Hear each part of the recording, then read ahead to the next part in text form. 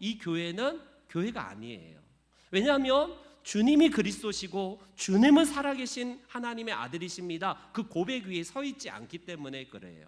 겉은 아무리 십자가가 세워져 있고 우리가 성경이 있고 찬송을 부른다 할지라도 그 교회는 그리스도의 교회가 아닙니다. 그래서 교회는 지금까지 그리스도의 머리가 되시고 교회의 머리가 되시고 교회는 그분의 몸이 된다라는 이 고백을 하고 있어요. 여러분, 교회가 그리스도의 몸이다라고 하는 게 피부적으로 사실 와닿지 않을 겁니다. 교회가 그리스도의 몸이다라는 말은 우리가 많이 듣지만 그게 상징의 표현으로 많이 생각되기 때문에 그동안 예수님이 교회의 머리가 되시고 우리는 교회의 몸의 지체 역할을 한다고 그러니까 하나의 상징 내지는 비유라고 보통 많이 우리는 알고 있어요. 이걸 어떻게 해석해야 될 것인가, 그 부분을 우리가 함께 볼게요. 상징과 이거를 비유라고 볼 때에 교회의 영광을 표현하는 표현법이다라고 보통 얘기를 합니다. 교회의 머리가 되시는 예수님을 지칭할 때 그건 하나의 비유고 상징이기 때문에 교회가 그만큼 영광스럽다라는 것을 표현하는 표현법이지, 실제적으로 무슨 예수님이 교회의 머리로서 머리만 달려있고 우리가 몸에 이런 것들이 피부적으로 많이 물리적으로 하는 건 아니다, 이렇게 말씀합니다. 아닌 게 아니라 교회가 그리스도를 드러내는 영광의 이런 모습이라면요, 우리도 자랑할 만하지 않겠어요?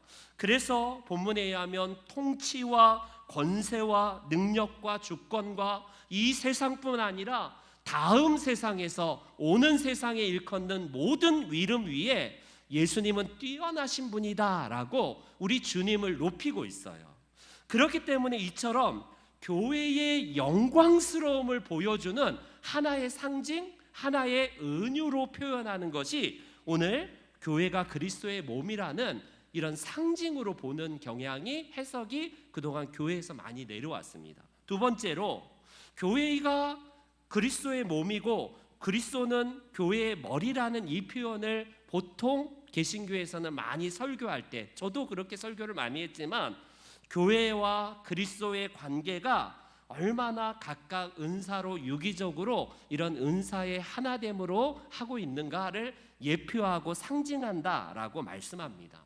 그래서 우리가 그리스도가 우리의 머리가 되시고 우리는 몸이기 때문에 서로 사랑해야 돼요. 서로 하나가 돼야 돼요. 서로 지체로서 서로 화합해야 돼요. 이런 많은 그런 상징의 표현으로 우리가 많이 설교를 들어왔습니다. 특별히 개신교는 이게 강해요. 그런데 이걸 꼭 상징으로만 해석하면요, 막연합니다. 굉장히 막연하고 피부로 와닿지가 않아요.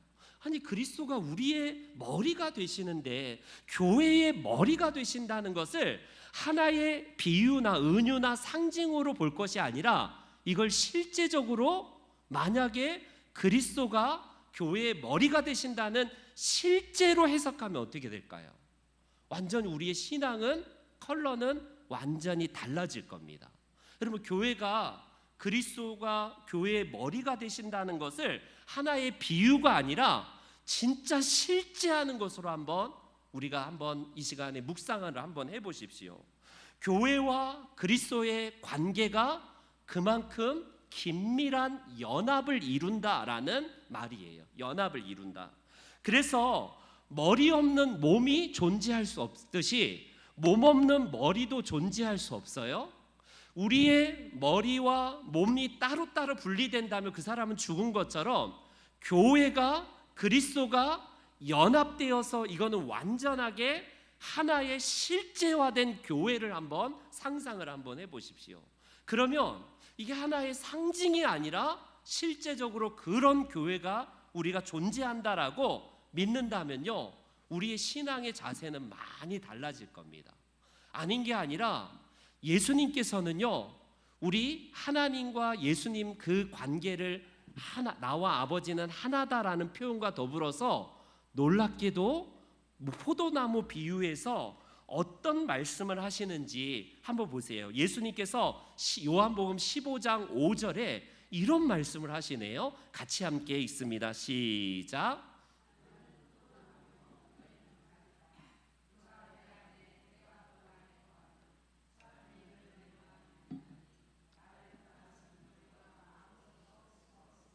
여러분, 저 말씀을 하나의 비유로 보지 마시고 실제화된 실제로 한번 보세요. 포도나무가 예수님이고 나는 그 가지다라는, 그러니까 마찬가지로 교회가 하나의 상징이 아니라 예수님이 내 머리가 되시고 나는 그분의 지체, 몸의 기능으로 한다라는 것을 하나의 비유가 아니라 실제화된 걸로 예수님은 설명하고 계신 게 포도나무 비유였어요. 여러분, 요한복음 17장에 예수님께서 이 땅에서 마지막 기도하시던 그 대제사장 기도가 나오는데 이 기도를 하십니다. 아버지여, 아버지께서 내 안에, 예수님께서 기도하신 내용이에요. 하나님 아버지께서 지금 예수님 안에, 내가 하나님 아버지 안에 하나가 된 것처럼, 우리가 그렇게 하나인 것처럼 저들도, 그들도 다 하나가 되어 우리 안에 있게 하사 세상으로 아버지께서 나를 보내신 것을 믿게 하옵소서. 여러분, 우리가 한번 이 말씀을 비유나 상징이 아니라 예수님은 진짜 놀라운 선언을 하신 거예요. 마지막 기도도 어떤 기도였냐면, 하나님과 예수님은 원래 삼위일체이기 때문에 한 분이시고 하나셔, 이것까지는 우리가 고백하잖아요. 그런데 우리는 어떻게 생각하냐면, 우리는 하나님과 하나일 수가 없어. 이건 무슨 신인 합일도 아니고 이건 신의 영역에 우리가 침범할 수도 없기 때문에 나는 나고 하나님은 하나님이야, 이렇게 생각될 때가 많이 있습니다. 그러나 포도나무 비유와 더불어서 요한복음 17장에 예수님이 기도하신 그 기도가 뭐였냐면, 오늘 에베소서의 고백과 같이 어떤 고백이었냐면, 우리와 예수님은 별개가 아니래요. 하나래요. 그래서 우리는 이거를 하나의 상징으로 많이 그동안 치부해왔고, 그렇게 생각하니까 신앙이 잘 안 자라요. 믿음이 그렇게 피부적으로 이 말씀이 와닿지 않습니다. 그런데 예수님이 내 머리가 되시고 내가 그분의 지체가 되셨다라는 것을, 이걸 상징이 아니라 실제라고 한번 상상해 보세요. 예수님이 머리가 되시는데 내가 내 마음대로 죄를 저지를 수 있을까요? 그럴 수 없는 거예요. 머리 따로 몸 따로가 절대로 불가능한 것처럼, 그런 사람은 죽은 사람이듯이 예수님이 머리가 되신다면요, 그분의 생각하는 것과 그분의 인격과 그분의 말씀하시는 것과 그분의 행하시는 삶이 우리 지체도 동일하게 그분과 하나가 되어서 내 안에서 예수 그리스도의 인격이 흘러와 나와야 되고요, 내 안에서 그분의 언어가 나와야 되고, 내 안에서 그분의 행함과 그 삶이 나와야 된다는 결론이 나오지 않을까요? 그렇기 때문에 성만찬에서도 저는 조금, 우리 장로교, 특별히 합동측 교회잖아요, 저희 교회가. 제가 왔더니 상징이 이렇게 있어요. 상징.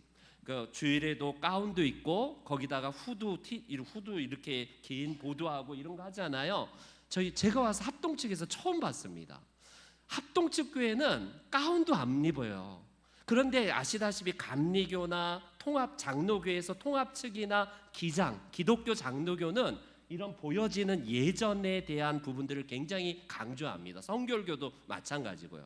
가장 이런 것들을 버려버리고, 이런 것들은 천주교 유산이다 해갖고 과감하게 다 버려버리고 오직 말씀으로만 우리는 개혁주의다 한 우리 교단이 합동측이에요. 고신측, 이런 말씀을 강조하는 교단.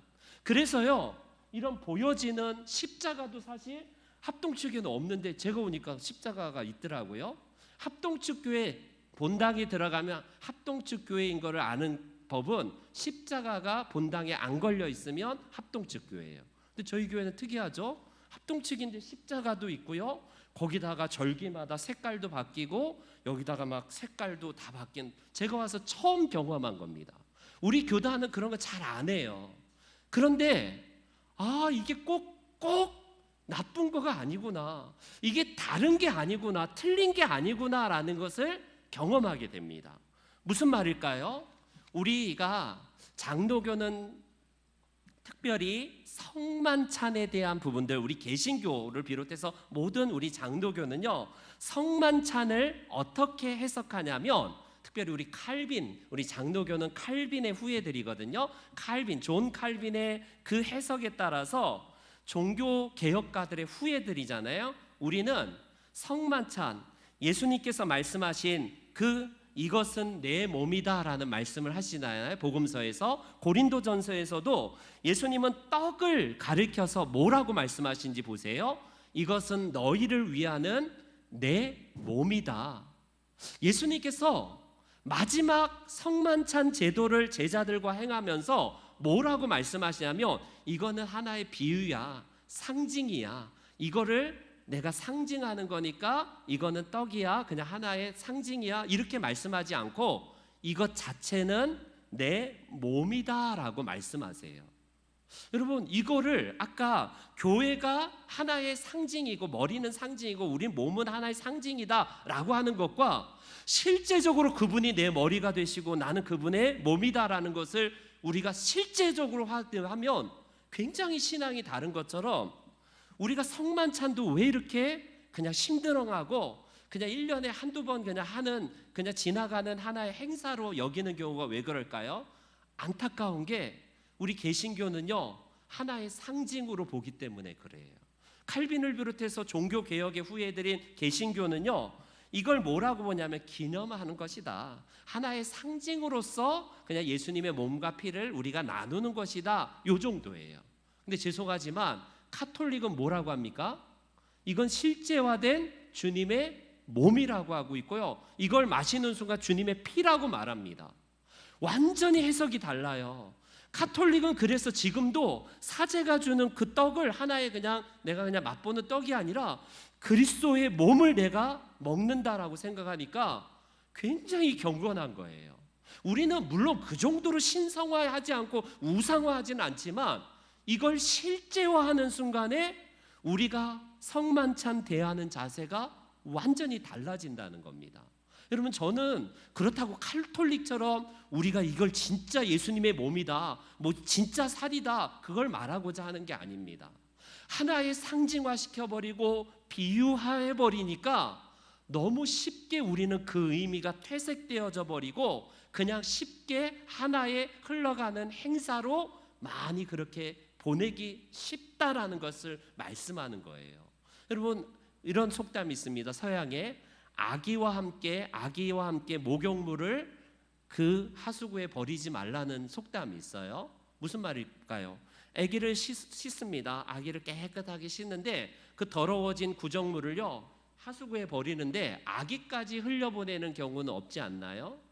우리 개신교회가, 특별히 우리 장로교회, 우리 특별히 합동측 교회가 천주교의 모든 유산들을 다 버려버렸어요. 이거는 천주교 중세 청년도의 제도이기 때문에 모든 이 가운들, 모든 이런 보여지는 십자가 상징들, 막 그 스테인 글라스들, 막 이런 거, 그런 거 있잖아요. 천주교는 막 눈에 화려하게 뭔가 이렇게 막 가시적으로 보여지잖아요. 그런 상징물들은 우상화될 수 있기 때문에 다 버려야 된다 해갖고 과감하게 다 끊어버려요. 그게 우리 합동측 교회였어요. 그래서 가운도 안 입고, 그래서 이런 뭐 절기 막 지키는 것도 사순절도 안 지키면 안 된다고 그러고 그 모든 천주교의 유산들을 다 버려버렸습니다. 근데 안타까운 게 아기까지 버리는 경우가 있다는 거예요. 그 본질 자체는 우리가 버리지 않는 건 중요한데 무엇이냐면 그 의미조차도 그냥 아기와 함께 목욕물을 다 버려버리는 경우가 많이 발생한다는 겁니다. 여러분, 십자가가 저기 세워질 때에 합동처는 저게 우상이 되면 안 된다, 그걸 말하고 싶은 거예요. 제가 가끔씩 우리 교회 옆에 이렇게 부조 있잖아요. 예수님 그 그려놓은 거, 예수님 여기 그 교회 벽 있잖아요. 외벽에 가면 어떤 분이 지나가다가 꼭 이렇게 하면서 거기다가 막 뭐라고 샤샤샤 기도하시는 분이 있어요.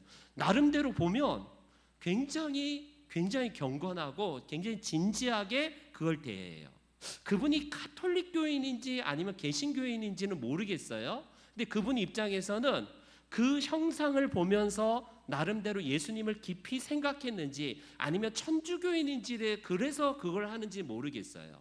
우리는 그 자체가 우상은 아니지만 그걸 보면서 우리가 혹여나 우리 그 종교 개혁 후예가들은 그리스도의 공로보다 더 높이고 그걸 통해서 행위를 통해서 우리가 구원이 더욱더 막 플러스 된다 이런 것 때문에 다 과감하게 버렸거든요. 그래서 상징 이런 교회에서 외적으로 보여지는 것들은 다 우상에 비교할 수 있다라고 해서 버린 거거든요. 그런데 그런 것들이 때로는 예수님은 상징으로 표현하기보다는 실제화된 걸로 우리가 받아들인다면 굉장히 마음이 달라질 거예요. 예수님은 생명의 떡이다라고, 나는 생명의 떡이다라고 하면서 I am the bread of life라고 합니다. 나는 생명의 떡이다라고 하면서 이 떡을 주세요. 빵을 주십니다. 그런데 우리가 진짜 예수님의 이 몸은 아니지만 그걸 진짜 실제화된 몸으로 생각하면서 대한다면 성만찬이 우리가 달라질 거고 신앙의 우리가 패턴들이 완전히 달라질 거예요. 그렇다고 신비주의를 빠지고 그 천주교가 맞다라는 것을 제가 얘기하려고 하는 건 아닙니다. 그렇기 때문에 우리는요, 이 종교의 신비에 빠져서 거기에서 무슨 효험한 것이 나오고 실제적으로 그리스도가 막 실제적으로 살이 되고 피가 되는 건 아니지만 이게 교회의 머리가 되시고 우리가 그리스도의 몸이 되신다는 이것을 실제화하는 것으로 한번 우리가 생각해 보자는 겁니다. 그럴 때에 어떤 게 달라질까요? 그리스도와 나와의 관계가 훨씬 더 유기적이 됩니다. 우리는 많은 듣잖아요. 내 안에 그분이 계시고 나는 그분 안에서 완전히 죽었습니다. 내가 그리스도와 함께 십자가에 못 박혀서 나는 그분 안에서 완전히 나는 죽었고 그분이 내 안에서 살아났습니다. 이런 걸 그냥 하나의 상징으로 생각하는 경우가 많습니다. 그러나 그걸 실제로 한번 우리가 받아보자는 거예요. 그럴 때 말씀드렸듯이 그분의 생각이 우리의 생각이 되어서 죄를 지으려고 할 때마다 아니지 한번 털을 수 있고요, 한번 우리가 다시 멈칫할 수 있다는 겁니다. 죄악에 흘려가는 나는 나고 예수님을 내가 어떻게 나 같은 게 감히 쫓아가, 나는 원래 이런 죄된 몸이고 마음은 원이지만 육신이 약해서 어쩔 수 없습니다. 이렇게 우리가 합리화하는 게 아니라는 겁니다. 그래서 우리는요, 그리스도가 명하시고 그분의 생각하시고 말씀하시는 것이 내게 공급되고 내게 그대로 전달되고 그분의 피가 그분의 에너지가 나에게 흘러내린다라고 생각한다면 우리의 신앙은 완전히 그리스도와 하나가 돼서 더 연합될 수 있다는 겁니다. 그래서 그리스도의 인성과 신성을 우리는 하나이듯이요, 교회가 그리스도와 하나이다라는 이 에베소서의 말씀은 우리가 상징으로만 치부할 게 아니다라는 사실입니다. 오늘 에베소서 4장 13절 말씀, 같은 에베소서 이제 나중에 보겠지만 이런 말씀이 있어요. 한번 다 같이 읽어봅니다. 시작. 믿는 것과 아는 일에 하나가 되어 온전한 사람을 이루어 그리스도의 장성한 분량이 충만한 데까지 이르리니. 여러분, 우리가 감히 죄인인 우리가 어떻게 예수님까지 잘할 수가 있어요?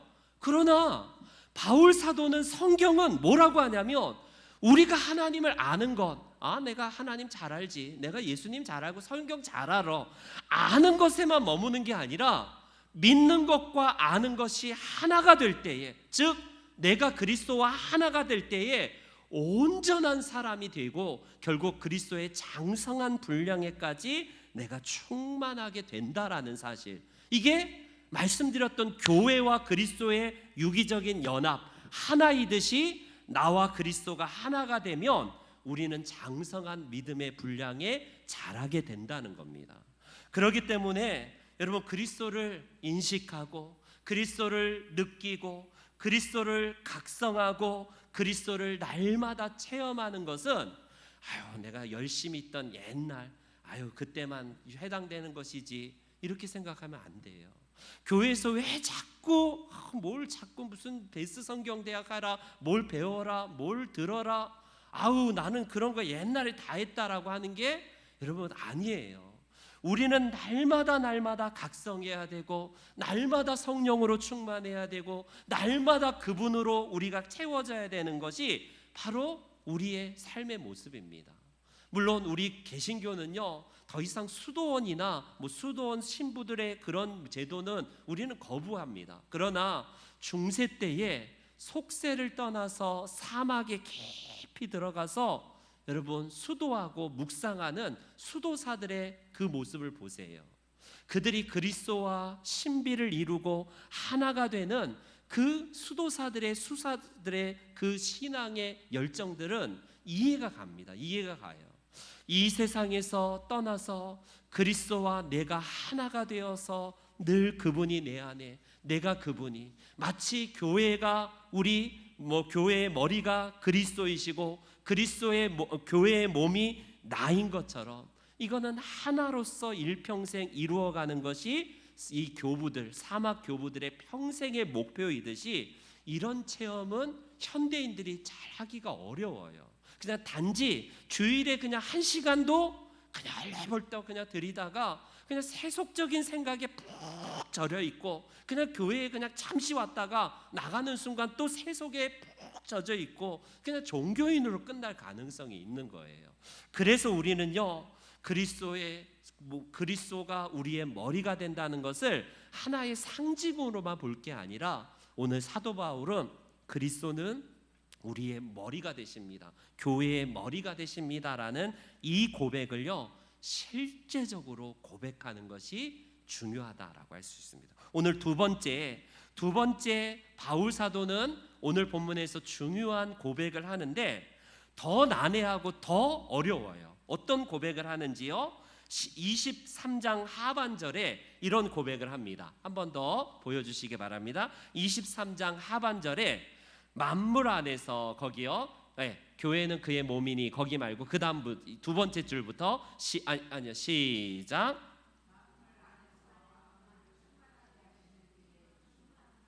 저게 무슨, 읽을 때마다 무슨 말인지 이해하고 읽으시나요?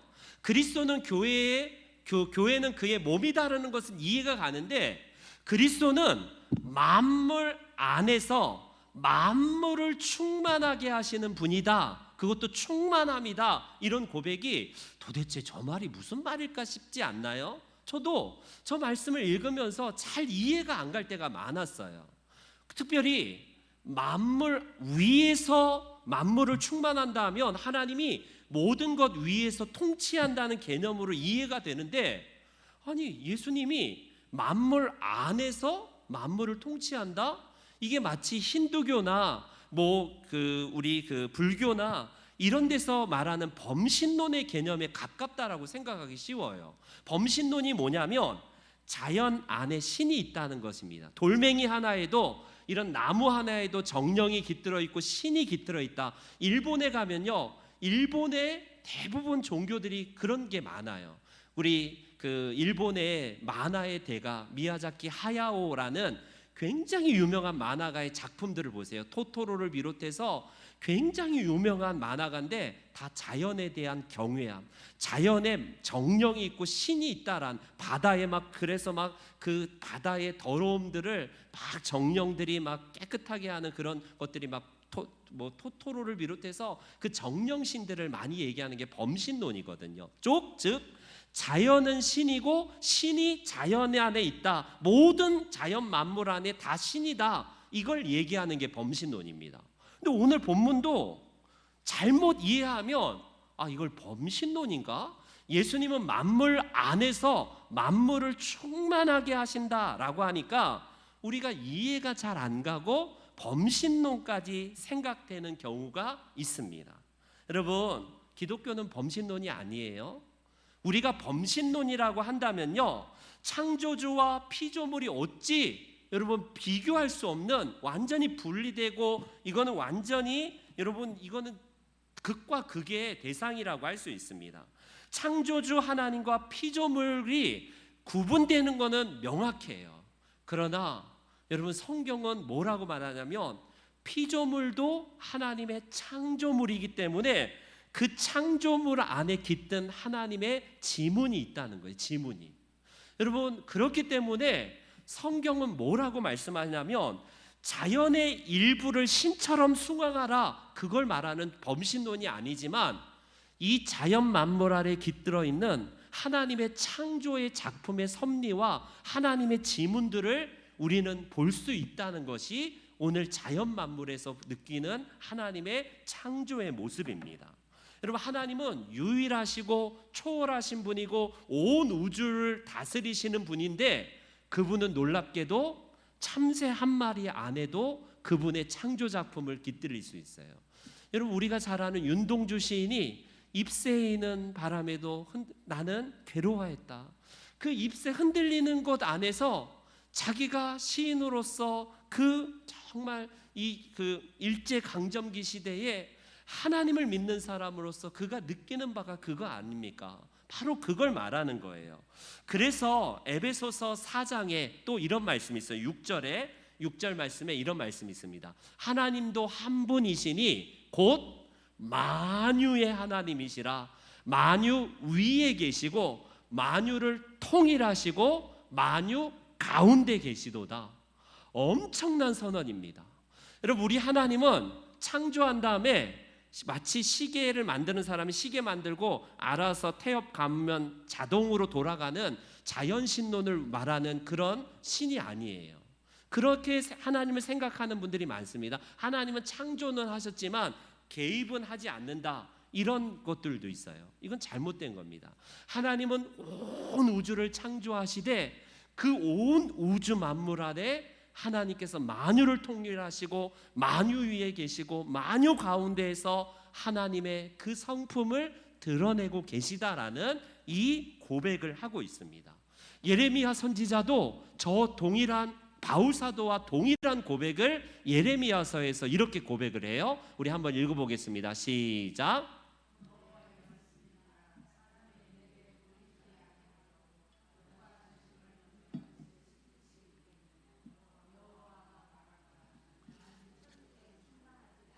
여러분, 구약의 예레미야도 바울 사도, 신약의 바울 사도가 동일한 고백을 하는 거예요. 하나님이 말씀하시는데 하나님은 천지 만물에 충만하게 거하시지 않느냐, 동일한 거예요. 바울 사도가 고백했던 만유 안에 계시고 만유를 충만하게 하시고 만유 가운데서 통치하시는 하나님이시라는 고백과 예레미야가 고백하는 게 다른 게 아닙니다. 동일한 고백이에요. 그래서 우리는요, 돌 가운데 거하는 하나님, 돌 자체가 신은 아닙니다. 그러나 돌 하나에도 그 다른 사람들은 비나이다 거기가 마치 무슨 신령한 게 깃든 것처럼 비나이다 우리는 그렇게 하지 않아요. 우상이 아닙니다. 그러나 자연 만물에서 깃든 하나님의 영광의 작품을 보면서 원더풀, 하나님의 위대하심과 놀라우심을 보는 거예요. 세상은 저절로 우연히 그냥 발생된 하나의 그냥 산물이라고 치지만 우리 그리스도인들은 어때요? 하나님의 작품이라는 걸 지나가다가 여러분, 신비하게 아스팔트를 뚫고 나오는 그 이름 모를 그냥 들풀 같은 걸 보세요. 민들레가 그 아스팔트를 뚫고 올라오는데 그 경이한 하나님의 작품을 한번 보세요. 참새 한 마리, 지나가는 새가, 이름 모를 새가 뭔가 아침에 울고 그렇게 지저귀는 소리를 들으면서 창조의 경이함을 느끼는 겁니다. 그래서 자연 앞에 우리가 나아가는 것은, 제가 주일에 지난주에 우리는 잠시 쉴 때라고 했잖아요. 그것이 뭐냐면 우리가 쉴 휴자가 굉장히 성경적이라고 제가 했잖아요. 인간이, 사람이 나무, 자연에게 가는 것이라고 하는 게 휴식의 의미라고 제가 말씀을 드린 것처럼 바로 그렇습니다. 피조물은 하나님의 걸작품으로서 그 안에서 우리가 하나님께서 충만하신 상태로 거하시는 것을 우리가 그곳에서 누리는 거예요. 시끄럽고 복잡하고 사람 많은 것을 잠시 피하여서 우리가 쉼의 장소인 자연, 피조물, 만물 가운데 나아가서 충분히 그 안에 깃든 하나님의 충만한 모습을 보면서 우리가 릴렉스가 되고요, 우리가 참된 힐링이 되고 회복되는 것이, 이게 휴식이라고 말씀을 드렸습니다. 그래서 그리스도는 돌멩이 하나에도 주님이 그 안에서 하나님의 형상과 하나님의 작품의 솜씨를 느낄 수 있는 것이고요. 나무도 마찬가지고, 그 나무 자체가 무슨 우리에게 복을 주는 건 아닙니다. 그건 완전히 잘못된 것이죠. 그러나 이 세상의 모든 자연 만물 안에 깃든 하나님의 지문과 형상과 그분의 우리 모습을요, 우리는요 그곳에서 느끼고 누리고 충분히 우리가 재충전하는 것이 필요합니다. 그래서 여러분, 자연은 하나의 정복 대상으로 보는 건 기독교 세계관이 아니에요. 자연을 무조건 착취하고 우리가 무조건 정복하는 것은요 성경적인 게 아니라고 할 수 있습니다. 우리 교단은요 뭐 환경 이런 거에 대해서 강조를 하지는 않지만, 환경 또한 그래서 하나님께서 자연 만물 가운데에 계시기 때문에 그 환경 속에서 우리가 평생 다음 하나님 나라에 새 하늘과 새 땅에 함께 들어가야 될 동반자이기 때문에 자연을 우리가 귀하게 여겨야 되는 겁니다. 로마서에 보니까 어떤 탄식이 나오냐면 하나님의 백성들만 탄식하는 게 아니래요. 하나님이 창조하신 피조물도요, 이 자연 만물도 죄로 인하여서 다 어그러지고 다 회복이 안 되기 때문에 이렇게 로마서에서는 피조물들이 탄식한다고 얘기를 해요. 제가 읽어드리겠습니다. 피조물이 고대하는 바는 하나님의 아들들이 나타나는 것이니, 피조물이 허무한데 굴복하는 것은 자기 뜻이 아니요 오직 굴복하게 하시는 이로 말미암음이라. 그 바라는 것은 피조물도 썩어짐의 종로로 탄 데에서 해방되어 하나님의 자녀들의 영광의 자유에 이르는 것이니라. 피조물이 다 이제까지 함께 탄식하며 함께 고통을 겪고 있는 것을 우리가 아느니라. 여러분, 바울 사도는 로마서에서 우리만 고통하고 탄식하고 생각하는 게 아니라 자연 만물도, 이 피조물도 함께 생각하고 바라고 함께 탄식하고 고통한다라고 의인법을 사용하고 있습니다. 그렇기 때문에 우리는요, 우리가 우리의 영을 살리는 그 음성을 이런 공적인 설교의 자리, 말씀을 읽는 우리가 특별 계신 성경을 통해서도 우리가 하나님의 말씀으로 채우지만, 때로는 자연 앞에 가서 그 자연 속에서 하나님이 내게 말씀하시는 소리를 우리가 침묵 속에서 듣는 것도 굉장히 중요한 우리 하나님의 말씀을 듣는 방법이라고 할 수 있습니다. 그곳에서 우리를 살리시는 하나님의 음성과 나를 향한 하나님의 뜻을 성찰하면서 기도하면서 잠시 쉼을 얻는 것이 만물 안에 충만하게 거하시는 우리 하나님의 그 지문을 우리가 느끼고 누리는 겁니다. 이제 말씀의 결론을 맺을게요. 우리가 성 프란체스코, 주여 나를 평화의 도구로 써주소서라는 그 기도문으로 유명한 성 프란체스코가 이런 또 기도문이 있습니다. 태양의 노래라는 그의 이 시에서 이렇게 고백하고 있습니다. 약간 길지만 들어주세요. 내 주여, 당신의 모든 피조물 그 중에서도 언니 해님에게서 찬양을 받으사이다. 그로 해 낮이 되고 그로써 당신이 우리를 비추시는 그 아름다운 몸 장엄한 광채에 번쩍거리며 당신의 보람을 지니니이다. 지존이시여, 누나 달이여, 별들의 찬양을 내 주여 받으소서. 빛 맑고 절묘하고 어여쁜 저들을 하늘에 마련하셨나이다. 언니 바람과 공기와 구름과 개인 날씨 그리고 사시사철의 찬양을 내 주여 받으소서. 당신이 만드신 모든 것을 그들로서 기르심이니이다.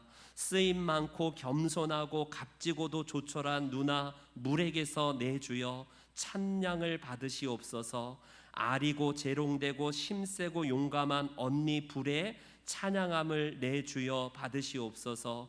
그로써 당신은 밤을 밝히 비추시나이다. 내 주여, 누나요 우리 어머니인 땅의 찬양 받으소서.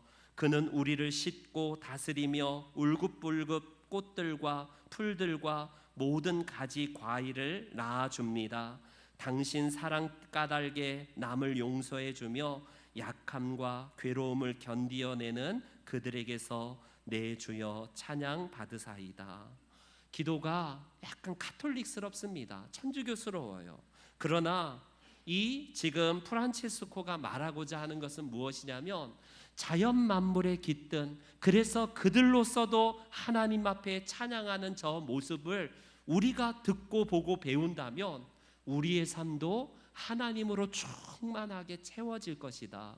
그렇기 때문에 우리가 어디에나 깃든 하나님의 그 모습 앞에 하나님이 안 계신 곳이 없기 때문에 우린 멈칫멈칫하는 거예요. 아무도 보는 이가 없기 때문에 여기서는 괜찮지, 그런 게 없다는 겁니다. 어디에서나 자연 만물에 깃든 하나님의 그 충만함이 있기 때문에 우리가 살아가고 호흡하고 숨쉬는 모든 것들이 그리스도의 생각으로 가득하게 될 뿐이며 그분의 인격이 내 인격이 되고 그분의 삶이 우리의 삶으로 점점 더 그리스도를 닮아가는 사람이 되어야 된다라는 사실입니다. 저와 여러분들이 마침내 오늘 에베소 교회를 향해서 바울 사도가 두 가지 고백, 그리스도에 대한 두 가지 고백, 그분은 교회의 머리가 되십니다.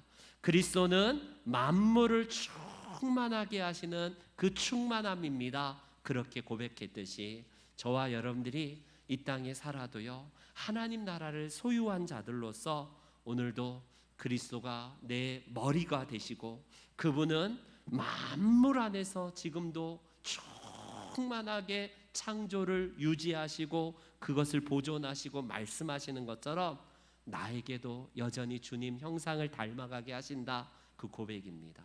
교회만 와서 하나님을 누리고 찬양 시간만 되면 하나님 살아계신구나 하고 바깥에 나가는 순간 하나님이 어디 있어라고 그렇게 생각하는 게 아니라는 거예요.